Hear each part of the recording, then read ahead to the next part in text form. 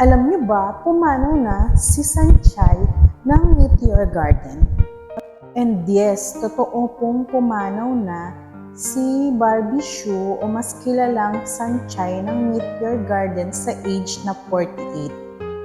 Ayon nga sa kanyang kapatid, ang kinamatay niya ay pneumonia contracting by influenza. Napakarami nga ang nalulungkot sa pagpanaw ni Barbie Hsu o Sanchay ng Meteor Garden. Ang pangyayari ngang ito ay trending na sa lahat ng social media platform. Na alam naman natin na si Miss Barbie Hsu o mas kilalang Sanchay na sumikat sa Meteor Garden at maraming Pilipino rin ang nanood dito sa palabas na ito. At isa na rin ako sa nanood ng Meteor Garden kaya kilalang kilala ko si Miss Sanchay ng Meteor Garden.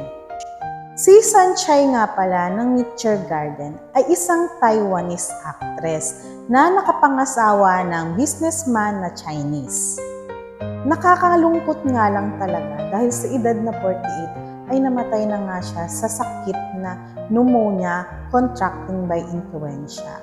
Nangyari nga pala ito, nandoon siya sa Japan para mag-celebrate ng Lunar New Year holiday.